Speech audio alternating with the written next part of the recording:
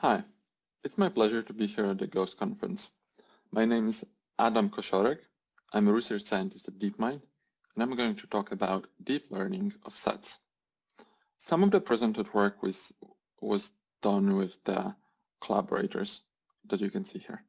In this talk, I'm going to talk about three types of set problems: set to vector, vector to set, and set to set, as well as their connection to the point processes. At the end, we'll look at some open problems and summarize what we will have learned. However, I think it's best to start by talking about some motivation. Why are sets even important, and why should machine learning care? Let's jump into it. A set is a collection of objects where the order doesn't matter. A set can be seen as an object itself. To give you some examples, any group of objects is best reasoned as a set. Examples include pieces of furniture or a bag of clothes. In a different setting, we can think about different RL agents in the multi-agent RL setup as a set. Or, for example, COVID cases. If you want to do epidemiological modeling, for example, see how distribution of COVID cases in a country changes, we might want to treat them as a set as well. For our purposes, we will take a set element to be a d-dimensional vector, a real vector, and we will say that a set can have m elements and write it like this. In practice, a set can have a different number of elements.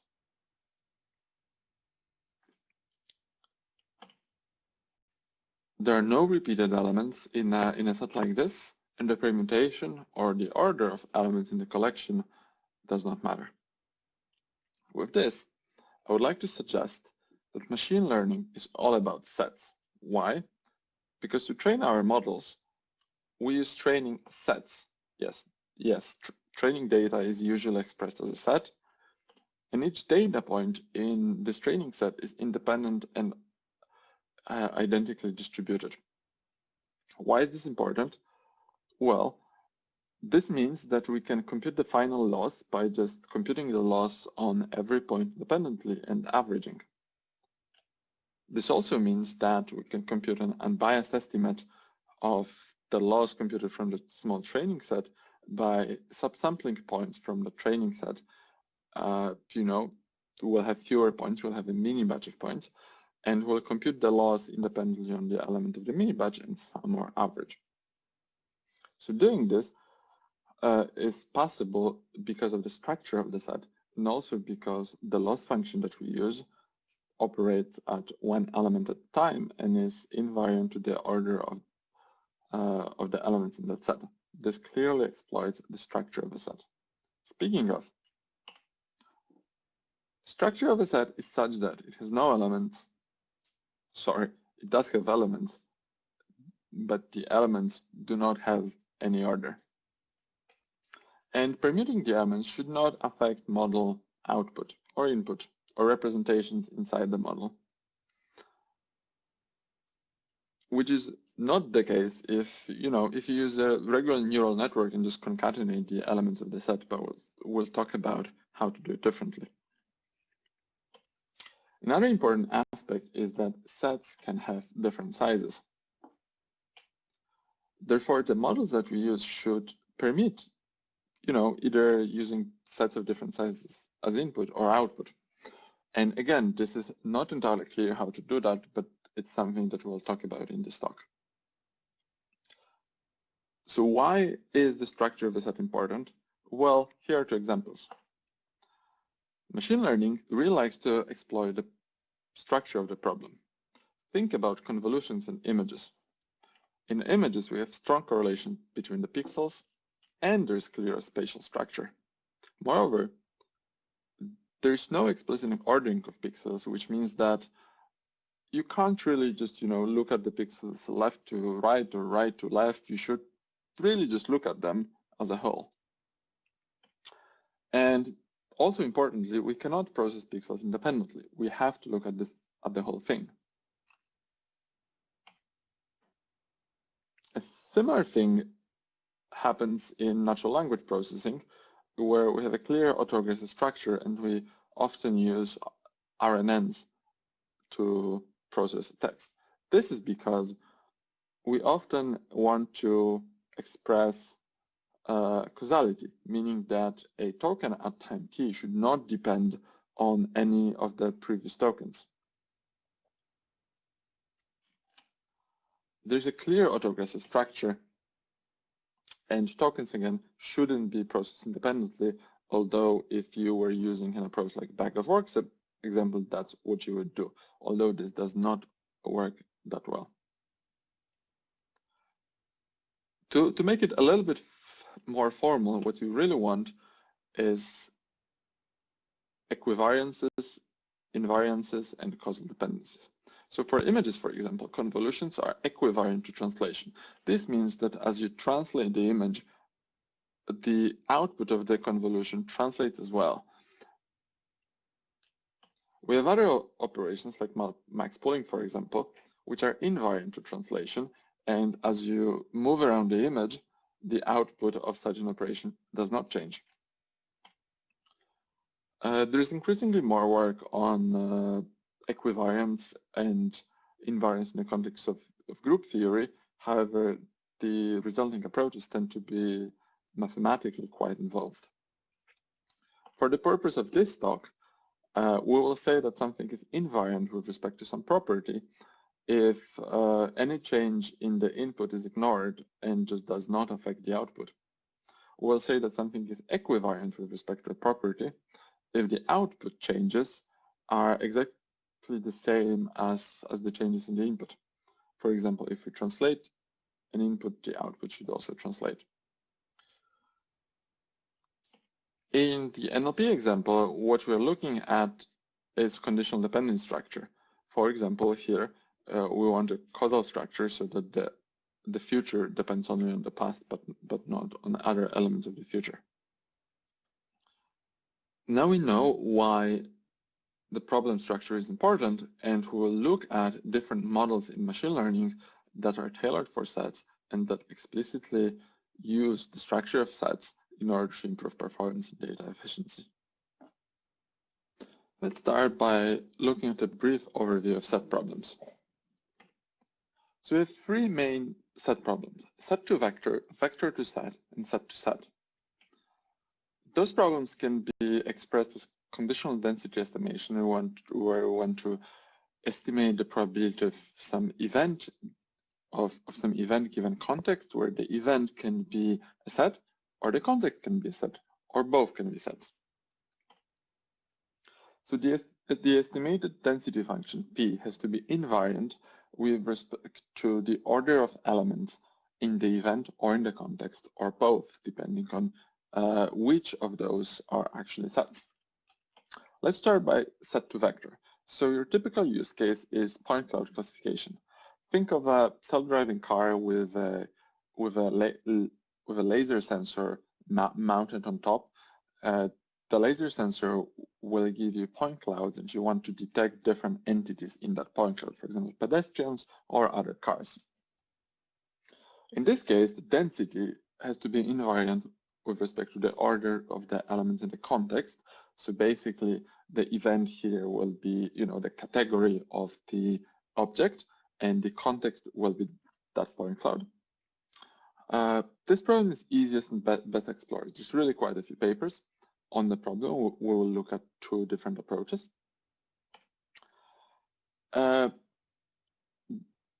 The ease here is partly because it's just easy to handle different number of elements in those approaches, unlike in the vector to set, at which we'll look next. In vector to set, we want to generate a point cloud. For example, given a set of features, we might want to generate a point cloud corresponding to a car, or a person, or a tree, or another object. Why would we want to do that? Well, sometimes it can be useful to analyze shapes, or, for example, model data that a sensor might see. In this case, the event is the set, whereas the context, the vector. It could be, for example, an image or some features or a document or whatever it is that you want. This area is relatively underexplored, so if you're hungry for a paper, you could jump right in.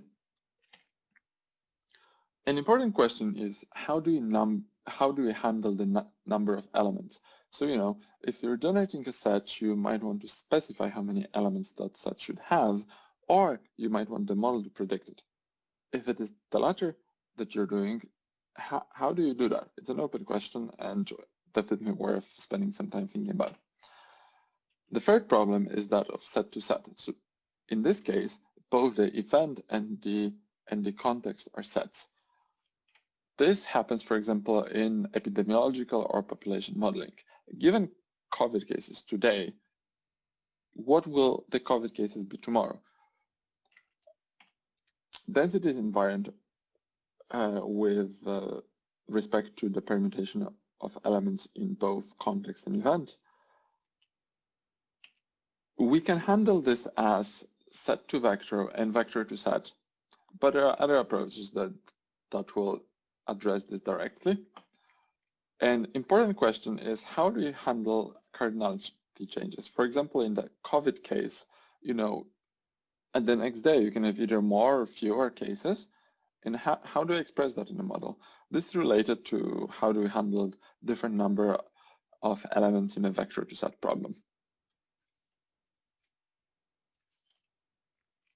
So having had this overview, let's start looking at approaches to the set to vector problem.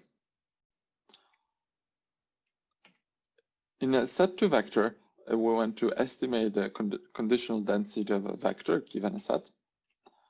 It basically boils down to extracting some sufficient statistics from the set that we have. So given the sufficient statistics, you can plug them into a distribution of choice, like a normal distribution, and just compute the log probability. However, the tricky part is that the sufficient statistic that we extract should be extracted such that the permutation of the elements of that set does not depend on the result. To do that, we can express the probability of a vector given a set as the probability of a vector given some embedding with a set embedding. One way to do this is the approach introduced by Zahir et al. And called deep sets. The way it works is that given a set, we will take the points of the set independently, we'll encode them independently, and then we'll aggregate them in order to get the final set embedding. The aggregation operator can be any permutation variant pooling operator, such as maximum, minimum, average, sum, log sum x, or whatever it is that you want.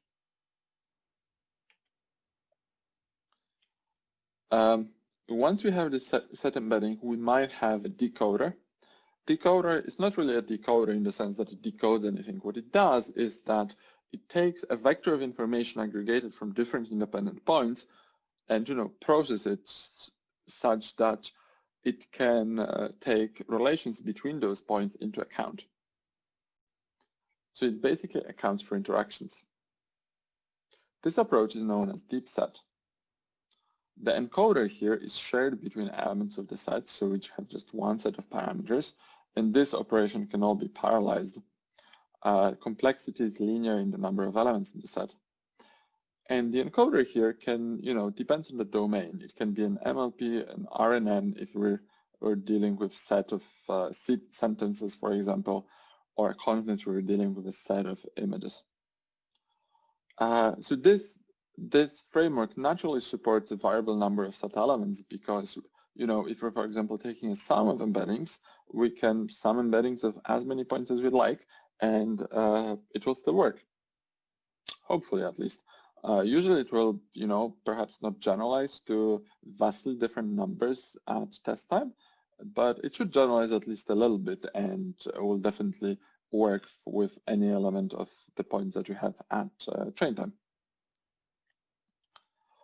Also, what's important, it's provably a universal approximator of set function, meaning that it can, express under some technical conditions any function that takes a set as an input. which can be useful. So in practice, even though deep sets are universal approximators, they struggle to learn complex dependencies between points. So if you remember, if you remember from the previous slide, in a deep set we just had different points encoded by an MLP and summed, and then perhaps we had a decoder, right? So it was only the decoder that accounted for dependencies between points, which can be quite challenging because this single encoding of points after summation or other type of aggregation tends to be low dimensional. So instead, we can account for dependencies between points directly before actually aggregating them. This brings us to what's called a set transformer, presented at iClear last year. The way it works is that we still take elements of the set, we treat them independently and encode them independently, but then we perform what's called multi-head attention. Attention directly compares different elements to each other and enriches encoding of a single point by related information in other points, therefore accounting for first order interaction. We can then repeat this attention block several times in order to account for higher order interactions. It's basically a deep set with repeated self-attention. It's provably also a universal approximator. However, the computation complexity here is more expensive. So instead of linear, it's quadratic in the number of elements because every element has to be compared with every other. Having said that, well, there are ways to improve it to either linear with what's called inducing points. This is an idea from Gaussian process literature, or to n log n with locality-sensitive hashing or other approaches based on KD trees, for example, and other approximations. In order to show you how important this is, we can look at a simple experiment of deep set versus transformer. So here we look at omniglot. Omniglot is a data set of handwritten characters from different alphabets containing about 1,600 different characters. Here we sample 20 characters at random from this data set, and we try to predict how many unique characters are there. So here there are 14 unique characters, and some of them are repeated. DeepSet achieves about 44% accuracy, and set transformer outperforms it by more than 12 percentage points, which is really quite a lot. So you can see that really looking at interactions between points can be very, very important. These were two examples of methods for set to vector type problems. It's probably already quite a bit of information. Now we'll look at vector to set, and I will also briefly talk about two methods. This problem is slightly more complicated as well as less explored, but please bear with me. I hope it will be useful and you learn something interesting. So in vector to set, we want to estimate the conditional probability of a set given a vector, which is really expressed as the probability of the membership, so probability of elements given the size and the vector, and probability of the size given the vector. So the probability of the membership here needs to be invariant with respect to permutations of the elements. And it's also unclear how to parameterize the probability of the size given the vector. Both of those things are usually done implicitly. And one good example is that of object detection in images. For example, in the very successful RCNN, the way this is handled is that, or maybe let me start with some context, where images, we often want to detect objects, and objects will be represented by bounding boxes. RCNN is a very successful approach for doing that. And what it does is that it uses a CNN to predict a feature map, and at every position of the feature map, it will predict a number of bounding boxes, the so-called anchors, together with confidence scores. This is called bounding box anchoring. Now, locations and boxes are treated as independent. However, once they are predicted, people use something that's called non-maximum suppression that introduces dependencies by deleting candidates whose confidence scores are lower than its neighbors. This is a heuristic approach that does lead to pretty good results in practice, but those approaches tend to be very complicated, and getting this bounding box anchoring right is crucial to getting high performance in systems like that and requires a lot of engineering.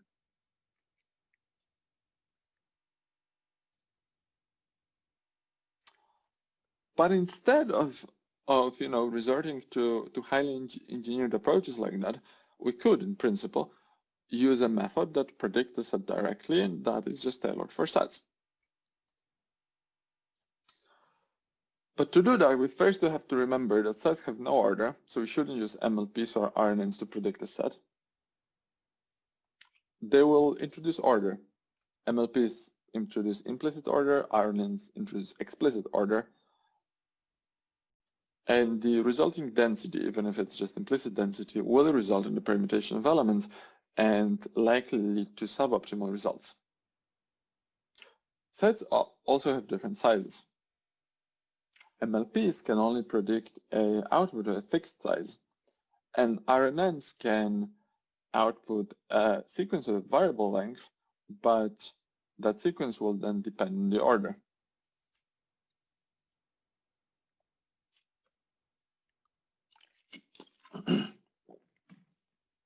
Before jumping into models for predicting sets, I want to say a few things about how we actually train those things.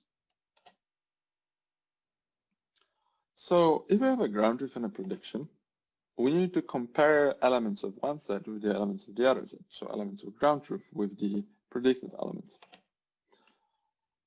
The best way to do that, or the most accurate at least, is to find a permutation of one set that minimizes some distance measure to the other set. If this is too expensive, we can find an upper bound on the above, so we can find some sort of optimistic matching between the two. The best case, or the optimal case, is what's called maximum weight matching, and is implemented, for example, by Hungarian algorithm.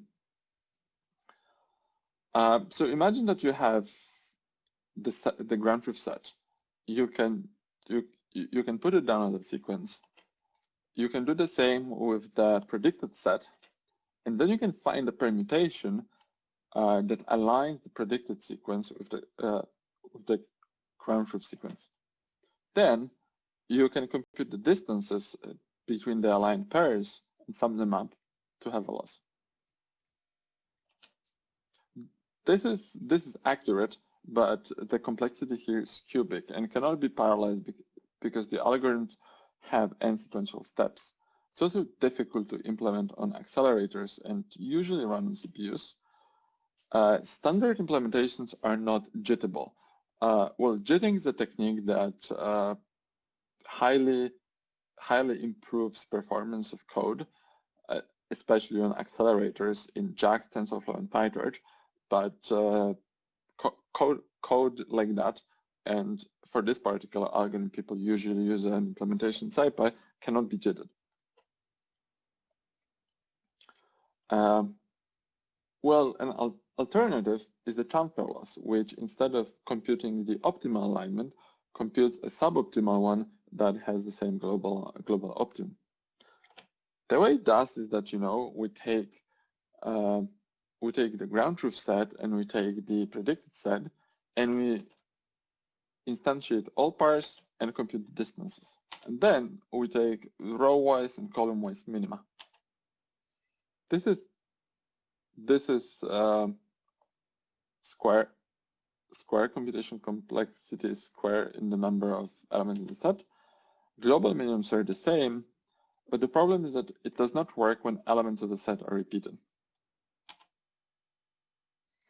For example, if we compare two sets where one of the sets is padded with zeros in order to, adjust it for the implementation purpose, like in TensorFlow, or generally to use it with mini batches, this will lead to local minimas and has to be dealt with. So now we know how to generate a set. Sorry, now we know how to compute a loss over sets. So how do we generate a set? The basic idea is the following. We pick the number of elements, generate a random set, and we use a permutation equivalent function to transform that set into the set that we want to have. An interesting question is that, okay, well, sure, we can do that, but can we instead just have a density over elements of a set and sample points independently from that density? If we assume that points of the set that we want to sample from our IID, then yes, we can do that. This works for large point clouds. For example, if you have a large point cloud of a car of, I don't know, 1,000 or 10,000 points, then it's likely that treating points as independent works well. However, here's a counterexample. Imagine that you want to sample sets located on the ring, such that if you sample 2 points, they will be always on the opposite side of the ring. Then sampling points independently will not work in this case, and we do have to model dependencies. And the approach that I've just described will work in this case. Deepsea prediction network is perhaps the first approach that can predict sets of variable size in an end-to-end manner. It follows the paradigm described in the previous slide, where we first generate a random set and then transform it. The way it does exactly is that, given an input, we encode it. The input can be the ground truth set or an arbitrary condition like an image. We then initialize the set, can be randomly, can be deterministically. The initial set can be arbitrary size, and then we encode it. Then we compute some sort of distance between this initial set encoding and the input encoding. We take the gradient of the distance with respect to the initial set, and we update that set. After several updates, we get our output set. This transformer can work quite well, but might require many gradient updates. Also, the gradient updates mean that we essentially define a flow field that transforms the initial set slowly into the final set, which might be suboptimal in a sense. Because of that, we introduced transformer set prediction network, which is a similar idea with slight tweaks. Given the input, we first also encode it, but then we use an MLP to directly predict the desired size of the set that we want to generate. We will then randomly initialize the set, and we feed that into a transformer to transform it into the final prediction. Transformer uses self-attention similar to subtransformer described before. It's extremely expressive, and it can take into account any type of relationships between points. This method is much more expressive than using the gradient flow defined by the SPN. We can easily learn the size of the set by just using a supervised classifier in this stage. This classifier is permutation variant. We don't even have to estimate the gradients through the size at test time because, well, we can just use supervised training, so it's unnecessary to back through the size of the set. It's also easy to turn this model into a probabilistic generative model like a VE because we have all the components. Show some results. Let's look at this experiment, which just does autoencoding on MNIST point cloud. The way data here is generated is that we take MNIST digits and we threshold them. So we basically take pixels with values bigger than 0, and we represent data as the coordinates of the pixels normalized. So it's effectively a point cloud instead of an image. This is how the SPN works. It starts with some initialization and gradually transforms that initial set into some final set. The way the SPN is set up to learn the size, it actually doesn't learn the size. It pretty much always predicts the same size. And additional losses on set size seem not to help. However, if we augment the SPN with the idea of using MLP to directly predict the size, the predicting the size actually works quite well, and we see that the final loss is also lower. This trained with the chamfer loss, by the way. Our method, though, requires much fewer iterations and produces superior results due to the expressivity of the transformer. Another advantage of using an MLP to directly predict the set size is that at test time we can generate point clouds of different sizes simply by overriding the results of the prediction of that MLP. Here we generate point clouds from the same conditioning of different sizes, up to 1,000 points. This even though this model was trained on data set on point clouds of up to 340 points. This is conditioning on some ground truth set that's visualized at the bottom. The desired set is fixed by hand. You might notice that the ground truth set here looks a little bit more sparse than the previous slide. This is just because I was rendering quite large point clouds of up to 1,000 points, so I used a smaller marker size. And this does not work in a DSPN. Importantly, this wouldn't generalize if you wanted to run the encoder on on such a big set. The MLP would fail to predict such a large number that is out of distribution of the training data. When it comes to sets, GANs seem to be quite cool, perhaps cooler than for images, and the reason has to do with losses for sets. So we talked about matching, which is cubic in complexity if we talk about exact matching, or at least quadratic if we use an approximate method like a chamfer loss used to train the previous models. The question is, what else can we do? And the answer is GAN. We can use a generator that uses a very similar principle to what we described before. We sample a number of points, we sample the initial set and transform it, and then we can use a discriminator that is based on Deepsea or set transformer that is invariant to permutation and simply outputs true or false, saying whether the input point cloud is ground truth or is generated. This approach also works quite well. For example, here are example MNIST point clouds generated by this model. And deep set here can be any other set encoder, and its complexity can be brought down to linear, even if it's based on a transformer. This concludes vector to set models. Let's now have a brief look at set to set models.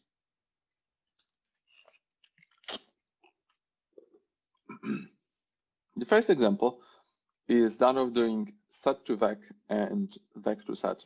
This is what we did in the autoencoding experiment in TSPN, transform set prediction network. However, the problem here is that the intermediate embedding is a bottleneck. It has limited bandwidth, and it might not allow to transfer enough information from the input set to the output set. An alternative if we know what the output size of the set is that we can create a number of permutation invariant embeddings. The number of these embeddings will be equal to the number of the output points, and then from those embeddings we can generate output points one at a time. Finally, we can do something that's slightly more advanced. So instead of going from an embedding to a set, we can project the initial set or the input set into keys, and we can generate a number of random queries that will attend to the keys derived from the input set via cross-attention. This is useful because the number of the generated queries can be different for different evaluations, for different forward passes, and the number of queries defines the number of outputs. So this is similar to the previous approach where we knew the number of outputs. However, instead of having fixed queries, so to say, we have random, so that we can vary their number. There are no bottlenecks. There is a variable variable output size. However, it might be difficult to predict the required cardinality of the output set, which is the same problem as we had in the set to vector approaches.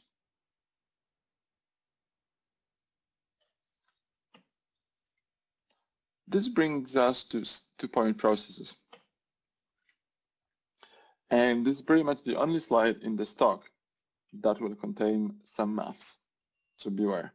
And feel free to just zone out at this point if you're not interested. What point processes do is that they jointly model the membership of the set together with the size.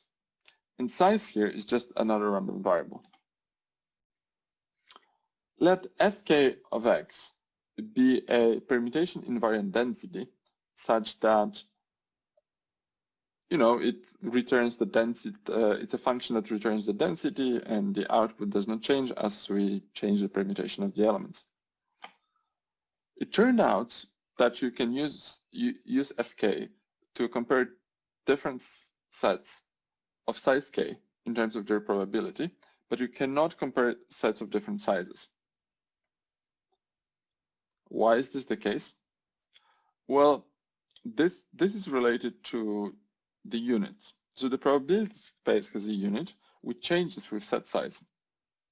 And comparing sets of different size leads to unit mismatch.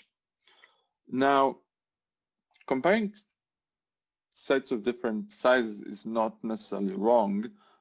For example, there's the well-known Hausdorff measure that does that. However, in this case, because we're talking about probabilities that are normalized quantities, there is a unit mismatch because the normalization constant will be different for sets of different size. This is just a technical side.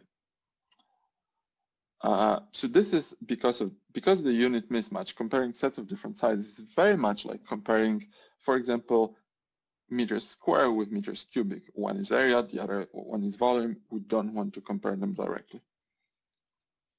So to account for this unit mismatch, what we need is a unitless likelihood of the following form.